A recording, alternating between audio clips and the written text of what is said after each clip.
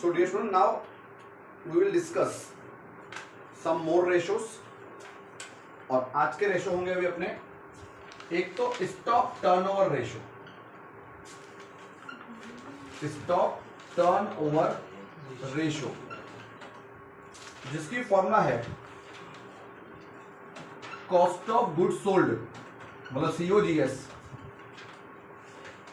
Upon average stock.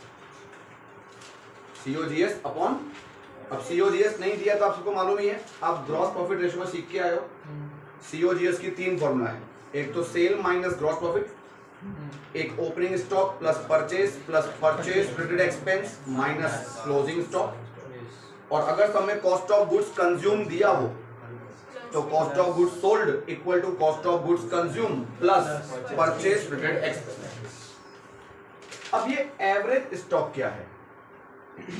सो dear students, average stock का मतलब है सिंपल, आपको मालूम है दो तरह के स्टॉक होते हैं, एक ओपनिंग स्टॉक होता है और एक क्लोजिंग स्टॉक होता है। तो ओपनिंग स्टॉक और क्लोजिंग स्टॉक को प्लस करके डिवाइड बाय 2 कर दो तो एवरेज मिल जाएगी।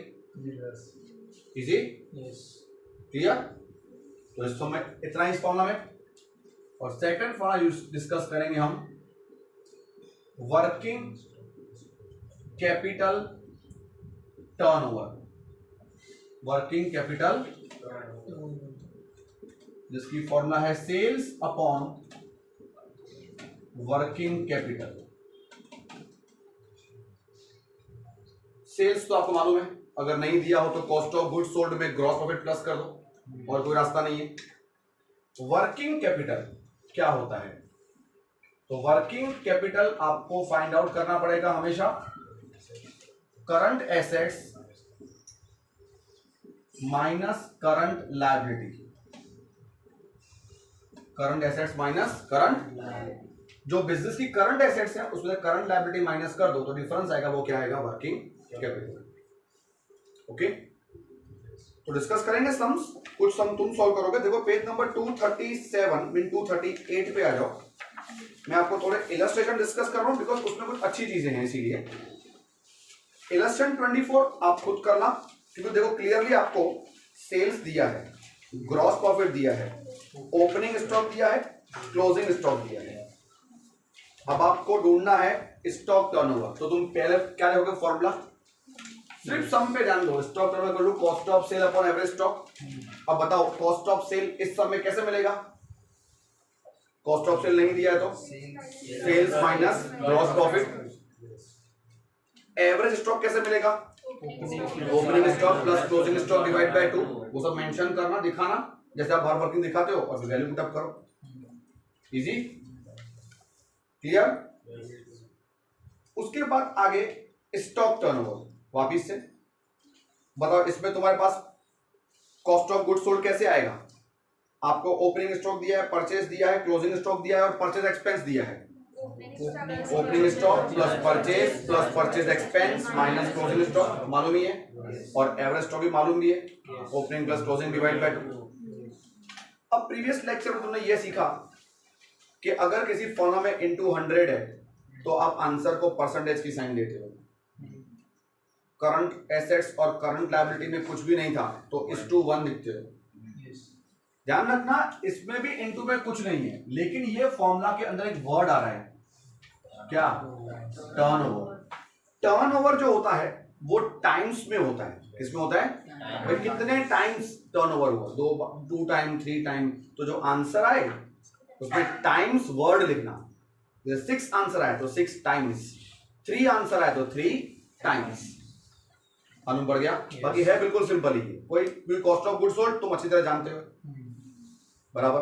उसके बाद जो एवरेज स्टॉक है वो आपको मालूम पड़ गया। इलस्ट्रेशन 26 पे आते हैं जिसमें वर्किंग कैपिटल टर्नओवर है। वर्किंग कैपिटल टर्नओवर की फॉर्मूला हमने सीखी, सेल्स अपॉन वर्किंग कैपिटल। तो क्लियरली देखो सेल्स दिया है और सेल्स रिटर्न दिया है, तो सेल्स में से सेल्स माइनस करना ही होता है, वो तो मालूम ही है। और current assets minus current liability दिया ही है वर्किंग कैपिटल के लिए। Easy? Clear? Next illustration most IMP, अब जो मैं सिखा रहा हूं इलस्ट्रेशन 27 जो सबसे इंपॉर्टेंट है, इसलिए मैंने ये उठाया सब। वर्किंग कैपिटल डायरेक्ट दिया है, बहुत ही अच्छी बात है, कुछ टेंशन मिट गया हमारे लिए। वर्किंग कैपिटल डायरेक्ट दिया है मतलब उसके साथ आपको करंट एसेट्स करंट लायबिलिटी अगर दिया हो तो भी कुछ काम का नहीं है। और कॉस्ट ऑफ गुड्स सोल्ड दिया है और ग्रॉस प्रॉफिट का रेट दिया है और ढूंढना है वर्किंग कैपिटल टर्नओवर। तो पहले तो जैसे आप हर सम में लिखते हो formula working capital turnover, ratio नहीं है बेटा ये, सेल्स अपॉन। अब तुम सोचो सेल्स कैसे मिलेगा हमको, हाउ टू फाइंड सेल, क्योंकि सेल्स सब में नहीं दिया है। कॉस्ट ऑफ गुड्स सोल्ड में ग्रॉस प्रॉफिट प्लस करेंगे। कितना है cost of goods sold 15 lakh और ग्रॉस प्रॉफिट कितना है 25%। तो तुम लोग ने 15 लाख का 25% निकालो,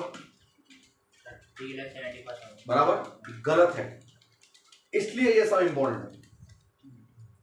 ग्रॉस प्रॉफिट जो होता है ना, आप याद करने के लिखना लिख दो उस बुक में ही, वो हमेशा ग्रॉस प्रॉफिट जो होता है ना वो हमेशा ऑन सेलिंग प्राइस होता है। कौन सी प्राइस होता है वो, ऑन सेलिंग प्राइस। तो कभी भी ग्रॉस प्रॉफिट का रेट दिया है ना परसेंटेज में, तो प्लीज कॉस्ट प्राइस में डायरेक्ट प्लस मत करना, डायरेक्ट 25% मत निकालना। पहले वापिस से सवाल समझो, ग्रॉस प्रॉफिट कौन सी प्राइस पे होता है, सेलिंग प्राइस पे, वो हमें नॉलेज होना चाहिए।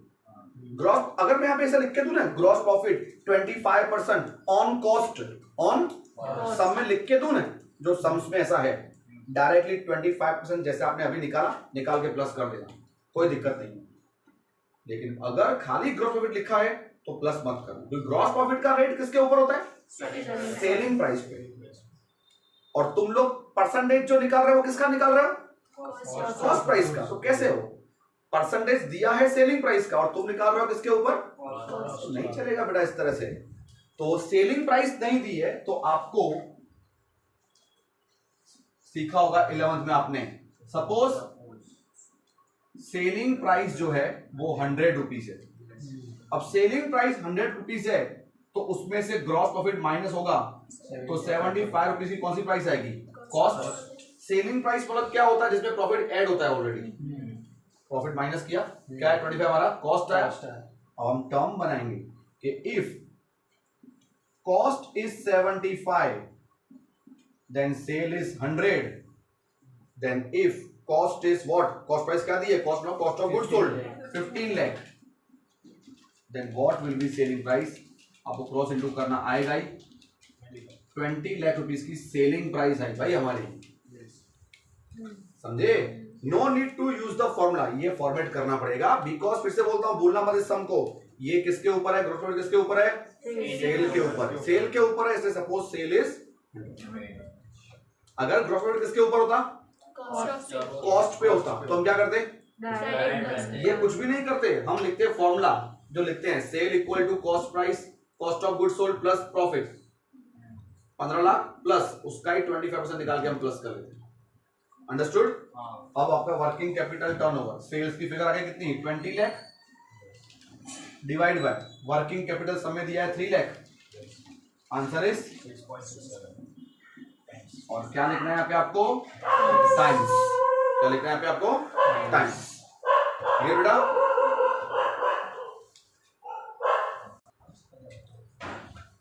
बेटा 17 नंबर सम एक बार आपको देखना है, टेक्स्ट बुक का पेज नंबर 247 पे आपको मैंने एक फॉर्मूला सिखाई कि working capital turnover equal to sales upon working capital.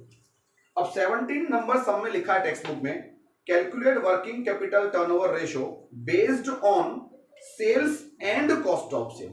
इसका मतलब आपको 2 बार वर्किंग कैपिटल टर्नओवर ढूंढना है, एक बार सेल अपॉन वर्किंग कैपिटल, दूसरी बार cost of sale upon working capital, क्योंकि वर्किंग कैपिटल टर्नओवर दोनों के बेस पे फाइंड करना है। मालूम पड़ा, अगर नहीं बोलते तो हम सेल के ऊपर ही फाइंड करते हैं, लेकिन अगर स्पेसिफाई करें तो उसके ऊपर फाइंड करना पड़ेगा। क्लियर हुआ, सेल की जगह कॉस्ट ऑफ सेल लिख के भी आपको फाइंड आउट करना है।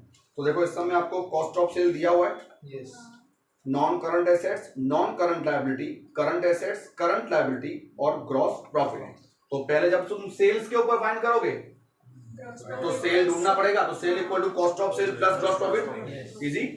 और वर्किंग कैपिटल आपको मालूम है करंट एसेट्स माइनस करंट जो दिया ही हुआ है, नॉन करंट एसेट्स और नॉन करंट लायबिलिटी किसी काम की नहीं है हमारे लिए। फिर जब दूसरी बार सम करोगे working capital turnover ratio cost of sale upon working capital, तो कॉस्ट ऑफ सेल दिया है और वर्किंग कैपिटल आपने ढूंढ लिया होगा ऊपर। जब आप ये ढूंढो ना वर्किंग कैपिटल टर्नओवर, तो ब्रैकेट में लिखना ऑन सेल्स, जब दूसरी बार ढूंढो तो लिखना ऑन कॉस्ट ऑफ सेल, वो मेंशन करना किसके ऊपर फाइंड कर रहे हो मेंशन करना है, मालूम पड़ गया। बाकी एक सिंपल टॉपिक है, ये जो मेन चीज सिखाई ना वो मैंने आपको ये परसेंटेज की सिखाई।